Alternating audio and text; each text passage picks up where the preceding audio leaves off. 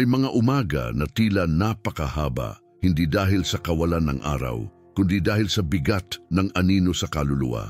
Ngayon, marahil ay gumising ka na may pakiramdam na may isang bagay na hindi nakikita sa iyong mga balikat.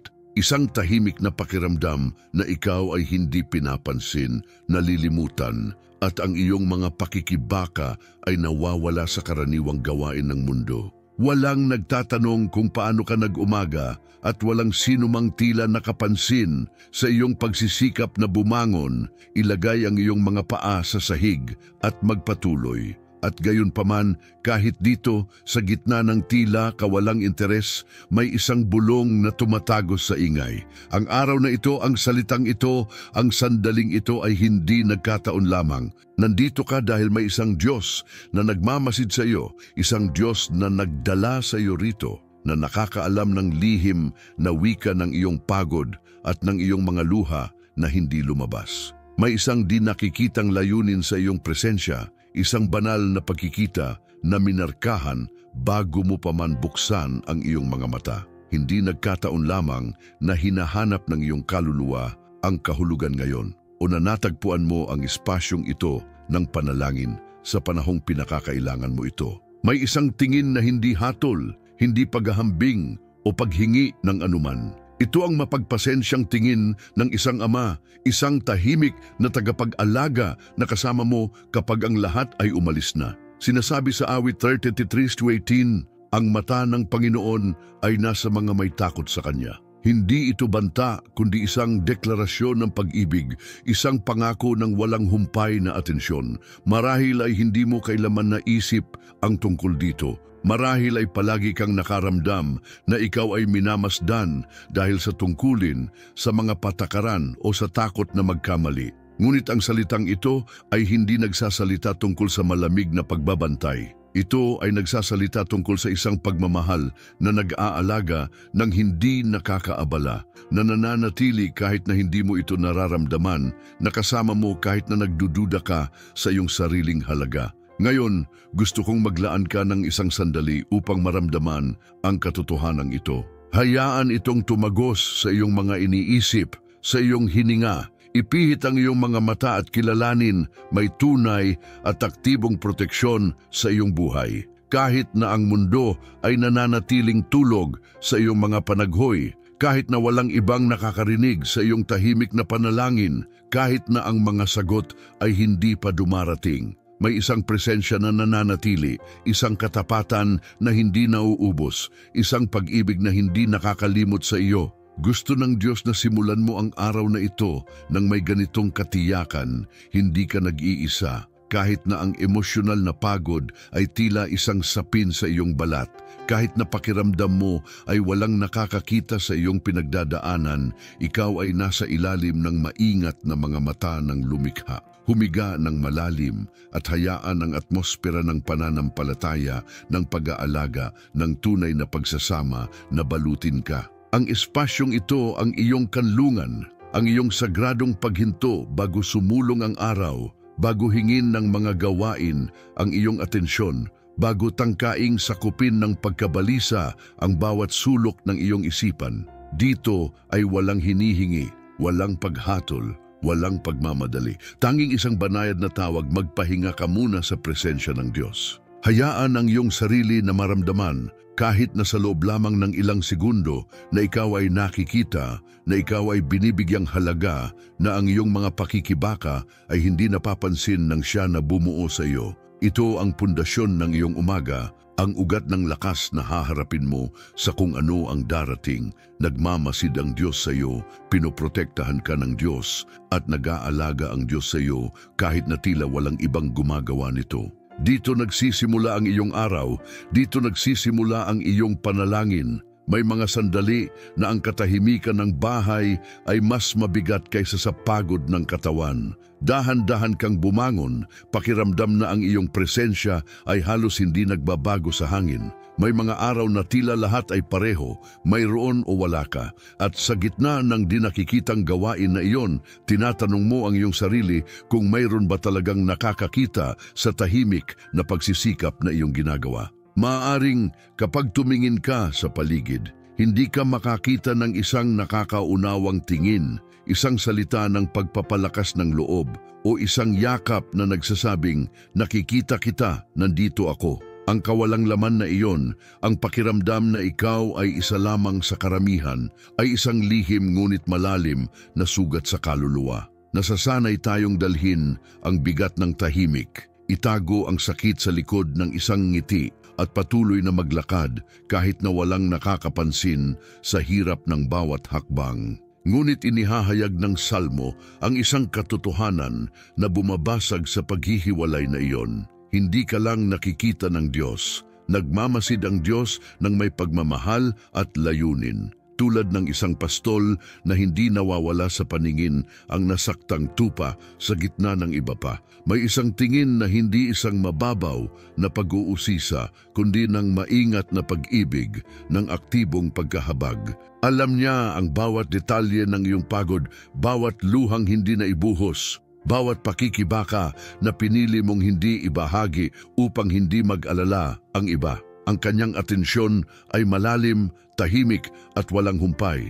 May malaking pagkakaiba sa pagitan ng minamasdan at naiintindihan, sa pagitan ng nakikita at inaalagaan. Hindi lumalampas ang Diyos sa iyong sakit. Hindi niya binabaliwala ang bigat sa iyong puso. Ang kanyang tingin ay kanlungan. Ito ay pagkilala. Ito ang pagpapatunay na kahit sa iyong pinakatahimik na oras, hindi ka di nakikita sa siya na pinakamahalaga. Marahil, sa paghinga mo ng malalim ngayong umaga, maaari mong sabihin sa Kanya mula sa pinakasimple at pinakatapat na paraan, Panginoon, hindi ko kailangang makita ng lahat, ikaw lang ang kailangan kong makita. May kalayaan sa pag-amin na iyon. May kaginhawaan sa pagkaalam na ang palakpak ng karamihan ay hindi ang sumusuporta sa iyong buhay. Mayroong kaaliwan sa pagkilala na ang iyong halaga ay hindi nakasalalay sa pagiging napapansin ng lahat, kundi sa pagiging minamahal ng Diyos. Hayaan ang iyong sarili na maramdaman ang di nakikitang yakap na iyon, ang presensyang iyon na hindi nakikipagkumpetensya sa ingay, na hindi humihingi ng anuman maliban sa iyong katotohanan. Tulad ng isang pastol na hindi umaabandona, tulad ng isang kaibigan na hindi umaalis, tulad ng isang ama na nag-aalaga kahit na hindi mo nauunawaan kung paano, nandyan na ang Diyos. Ang kanyang tingin ang iyong tahanan, ang kanyang atensyon ang iyong kapayapaan. Ngayon, kahit na walang ibang nakakaalam, kahit na walang ibang nagsasabi nito, ikaw ay nakikita, ikaw ay naiintindihan.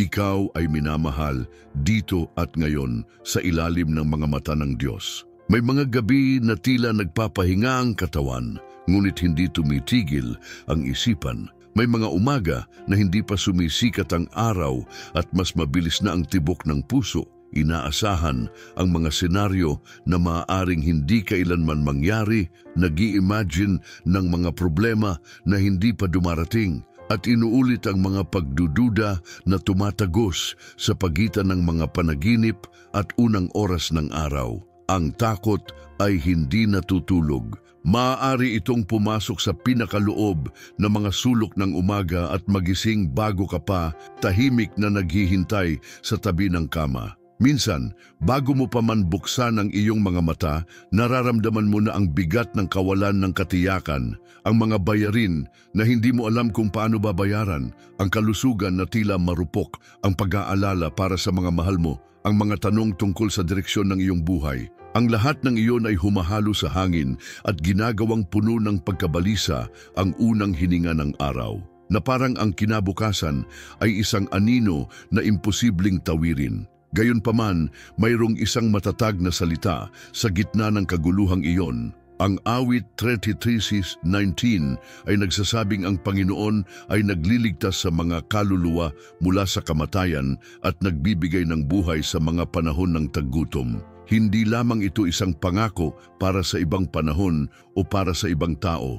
Ito ay isang buhay na salita na isinulat para sa mga humaharap sa kawalan ng katiyakan ng bawat bagong araw.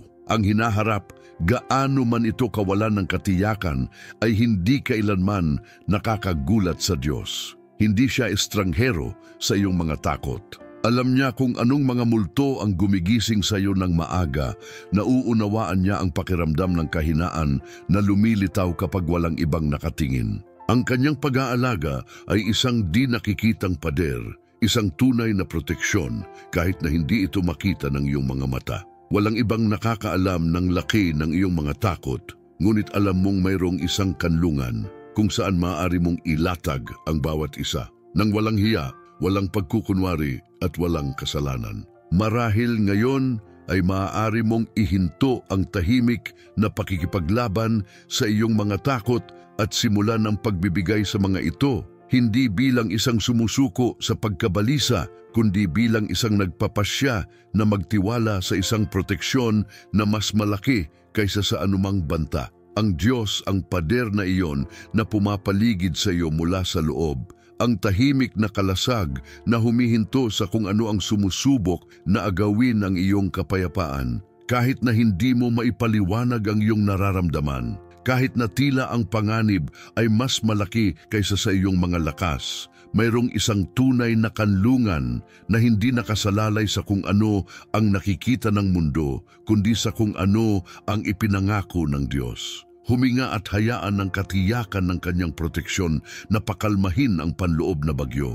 Hindi mo kailangang kontrolin ang hinaharap upang maging ligtas ngayon. Hindi mo kailangang unahan ang lahat ng mga kinalabasan upang makahanap ng kapahingahan. May isang Diyos na nagbabantay sa iyo bago pa man magsimula ang araw.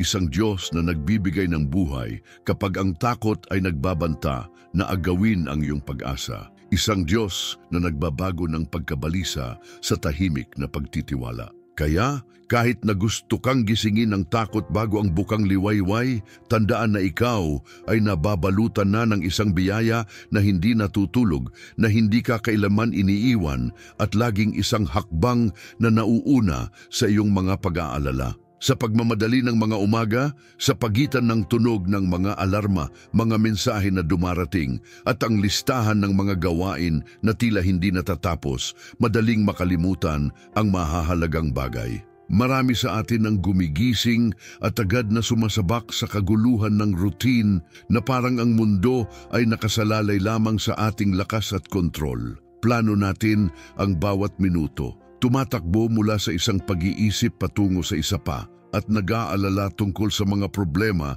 na tila walang tigil. Nang hindi natin namamalayan, hinahayaan natin ang takot at pagmamadali na magdikta sa ritmo ng ating mga unang hakbang. Gayunpaman, sa likod ng bawat nagmamadaling desisyon, ng bawat planong ginawa ng may pagkabalisa, mayroong isang tahimik na tanong na bihirang matapang nating tingnan ng diretsyo. Sino ang mas kinatatakutan natin ngayon? Ang krisis na nagbabanta sa ating balanse o ang patuloy na presensya ng Diyos na sumusuporta sa atin kahit na hindi natin ito nararamdaman? Ang awit 33 ay nag-aanyaya na ihinto ang automatikong paggalaw na iyon upang tandaan na ang tunay na nagbabantay sa ating buhay ay hindi kailanman natutulog, hindi kailanman nagagambala at hindi tayo iniiwan sa awa ng pagkakataon. Ang pagkakamali ay hindi laging halata. Minsan, hindi ito tungkol sa bukas na kawalang pananampalataya, kundi sa banayad na gawi ng pamumuhay na parang ang lahat ay nakasalalay lamang sa atin. Nagiging eksperto tayo sa pag-aalala, sa pag-aabang sa mga panganib, sa paggawa ng pag-aalala na isang normal na routine tulad ng almusal.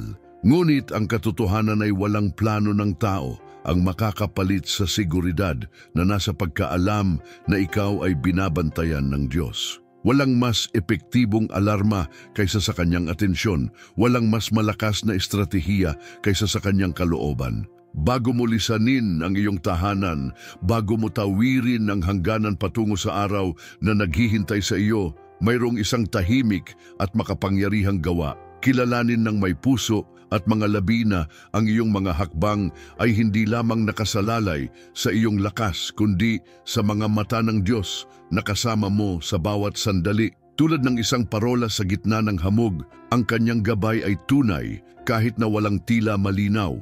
Ang kanyang presensya ay hindi kailangang ipahayag ng may ingay. Sapat na ang malaman na kahit na lumabo ang daan at ang mga solusyon ay hindi agad lumitaw, ikaw ay naglalakad sa ilalim ng kanyang tingin, sa ilalim ng kanyang pag-aalaga, sa ilalim ng kanyang pangako. Ang tunay na panganib ay hindi ang pagharap sa isang mahirap na araw, kundi ang paglimot sa kung sino ang sumusuporta sa iyo kapag nauubos ang lakas ng tao. Sa pag-alala kung sino ang iyong tagapagbantay, nababawi mo ang kapayapaan na hindi nagmumula sa kawalan ng problema, kundi sa katiyakan ng kanyang patuloy na pagsasama. Bawat hakbang na iyong ginagawa, bawat desisyon na iyong kinukuha, ay maaaring nababalutan ng pagtitiwala sa pagkaalam na hindi ka nag-iisa sa paglalakad.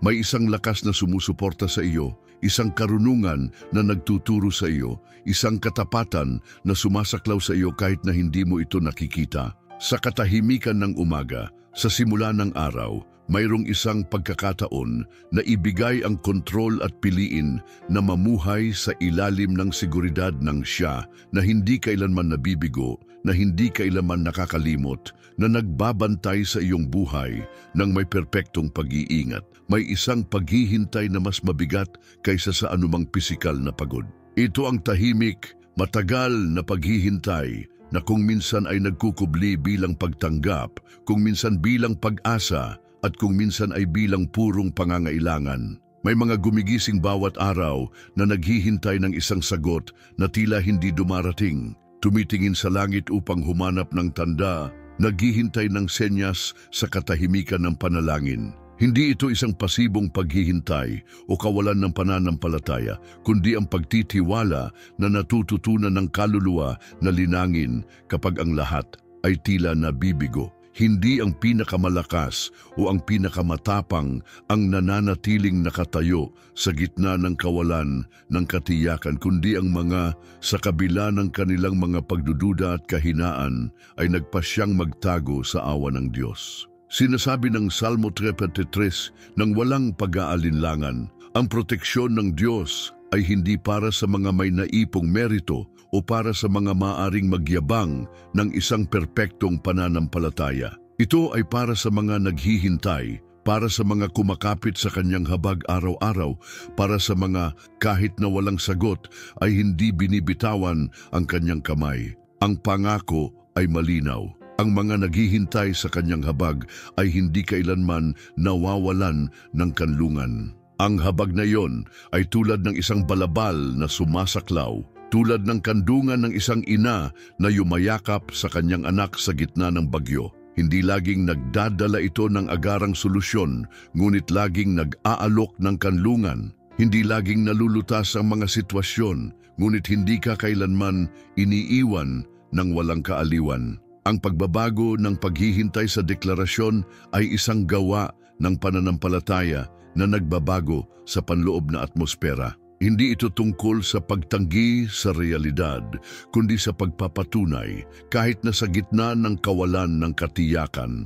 Ngayon, hindi ako mag-aalala, magtatago ako sa iyo. May isang lakas na isinisilang mula sa pagtitiwala na iyon, mula sa may malay na desisyon na pumili ng kapayapaan sa gitna ng paghihintay. Ang pananampalataya ay nagiging mature sa panahon ng paghihintay, lumalaki sa pasensya at namumulaklak sa pagsuko. Hindi binabaliwala ng Diyos ang lalim ng iyong mga pananabik o ang kalungkutan ng iyong paghihintay. Sa halip sa tahimik na espasyo na iyon kung saan tila walang nangyayari, sinusuportahan ka niya, niyayakap ka at binabago ka. Ang kanlungan ng kanyang habag ay hindi nakasalalay sa pag-unawa mo sa lahat o sa paglutas mo sa bawat sitwasyon. Nakasalalay ito sa pagpapahintulot mong balutin ka kahit na sa loob lamang ng isang sandali ng katiyakan na mayroong isang walang kondisyong pag-ibig na nagbabantay sa iyong buhay. Tulad ng isang ina na hindi umaalis sa kanyang anak sa gitna ng bagyo, nananatili rin ang Diyos sa iyo kahit na matagal dumating ang mga sagot, kahit na ang mga solusyon ay hindi dumarating tulad ng inaasahan mo. Huwag matakot sa paghihintay. Sa loob nito, tinatakpan ka ng Diyos, pinalalakas ka, inihahanda ka, at pinapaalala sa iyo na sa ilalim ng kanyang habag, hindi ka kailanman magiging walang tulong. May mga sugat na hindi mahanap ang mga salita, mga sakit na hindi man lang mabanggit. May mga pakikibaka na ipinaglalaban sa kalungkutan ng isipan at puso, mga panloob na laban na walang nakakaalam, na hindi napapansin kahit ng mga taong malapit na nakatira. Minsan, ang mga tao sa paligid mo ay hindi nakikita ang bigat ng iyong mga pasanin o ang pagod na dinadala mo sa loob. Gayunpaman, mayroong isang lugar kung saan ang lalim ng iyong sakit ay hindi napapansin, kung saan ang mga nakatagong luha ay hindi binabaliwala, kung saan ang katahimikan ay pinapakinggan ng may sagradong atensyon. Ang lugar na iyon ay ang puso ng Diyos, ang lihim na kanlungan na iyon kung saan ikaw ay lubos na naiintindihan at tinatanggap. Ang awit 333 ay hindi lamang nagsasalita tungkol sa isang Diyos na nagmamasid, kundi tungkol sa isang Diyos na kumikilos. Siya ay nakakakita upang kumilos, hindi lamang upang magbigay aliw sa mga salita, kundi upang mamagitan sa mga pinakahindi maaabot na lugar ng iyong buhay. Kapag ang lahat ng panlabas ay tila hindi gumagalaw at walang nakakakita sa iyong mga laban, iyon ang oras na nagsisimulang kumilos ang Panginoon mula sa loob. Alam niya ang di nakikita, ang hindi mo pa maibabahagi, ang kinatatakutan mong ipahayag.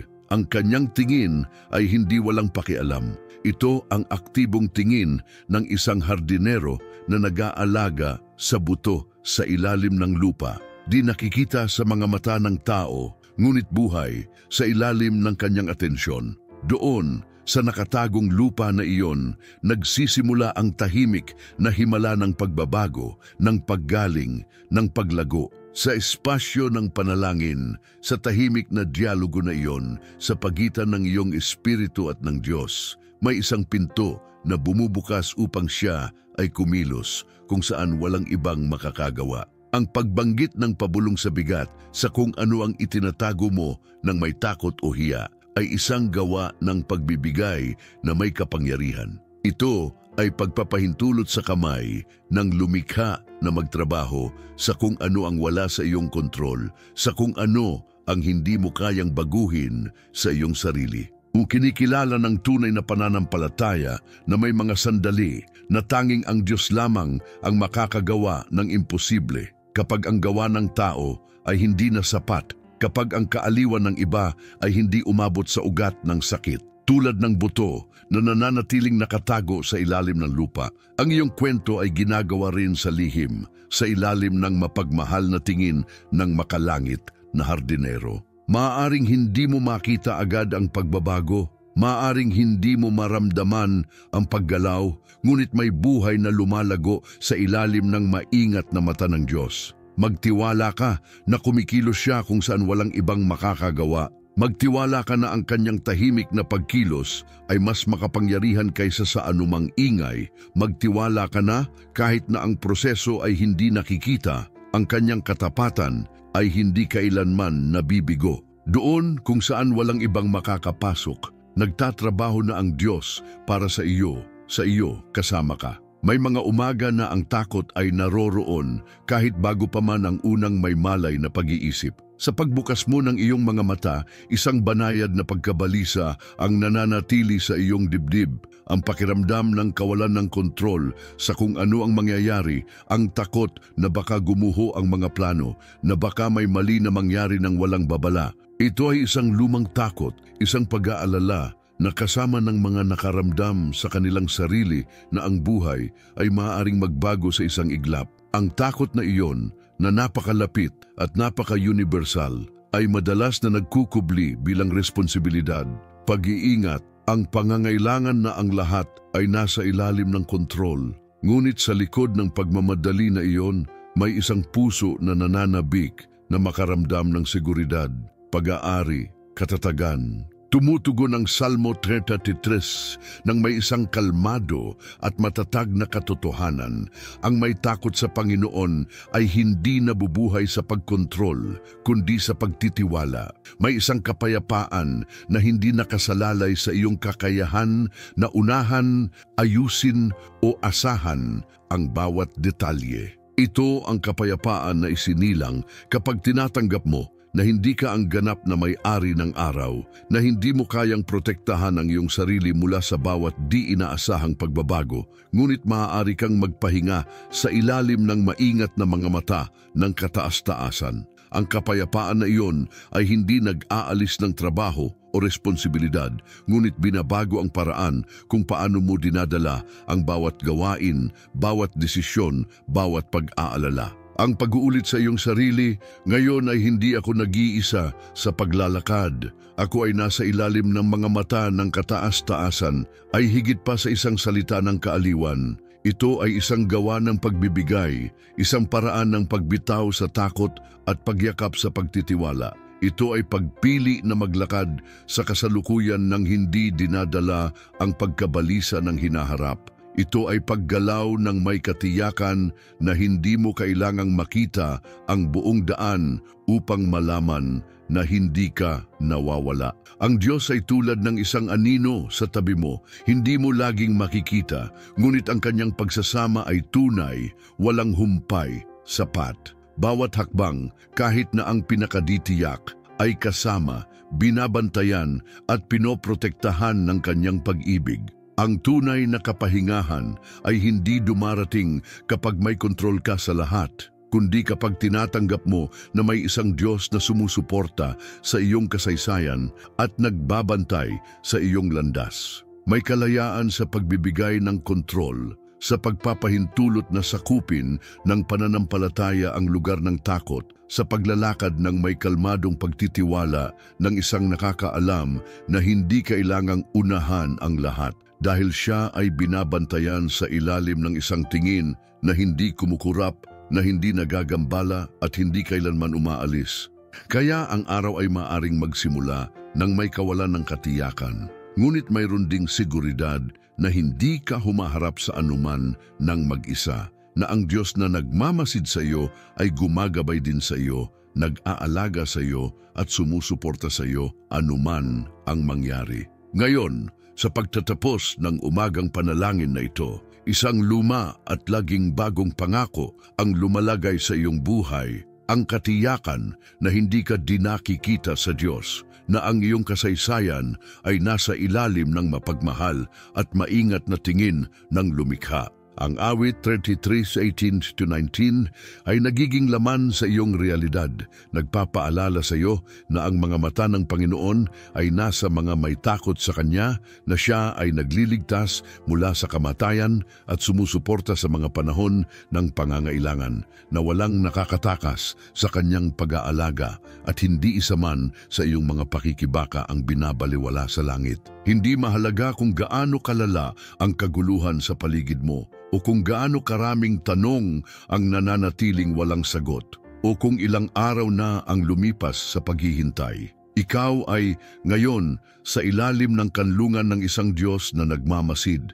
na nakakaunawa, na kumikilos, na hindi kailanman umaabandona. Ang lahat ng iyong pinagdaanan, bawat gabing walang tulog, bawat takot sa paggising, bawat pananabik na makita, ay may eko sa puso ng Diyos. Pinoprotektahan ka niya tulad ng sariwang anino sa init, tulad ng pastol na nag-aalaga sa kawan kahit na isang tupa lamang ang nawawala sa bundok. Sinasaligan ka niya kapag nauubusan ka ng lakas, ginagabayan ka niya kapag ang panloob na hamog ay tila hindi nawawala. Binabago ka niya kapag namamatay ang pag-asa. Ang panalangin na ito sa umaga ay higit pa sa isang devosyonal na routine. Ito ay kanlungan, ito ay angkla, ito ay lakas. Ito ay isang paalala na bago ka lumabas sa mundo, maaari mong iangkla ang iyong kaluluwa sa seguridad na may isang Diyos na maingat sa bawat detalye, na kasama ka sa bawat hakbang, na naglalakad kasama ka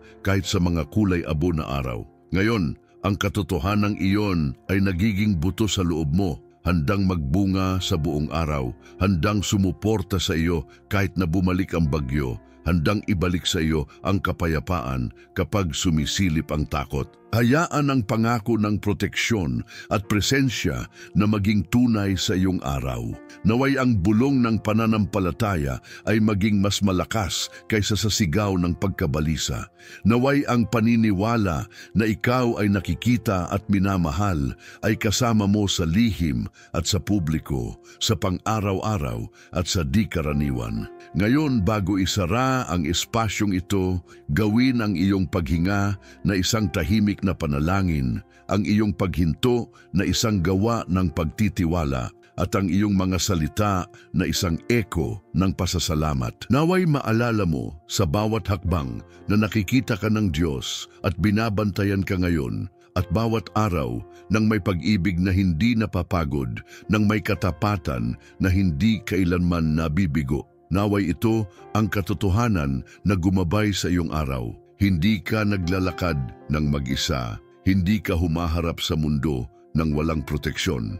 Ang mata ng Panginoon ay nasa iyo, ang kanyang habag ay pumapaligid sa iyo, at ang kanyang kamay ay nagbabangon sa iyo.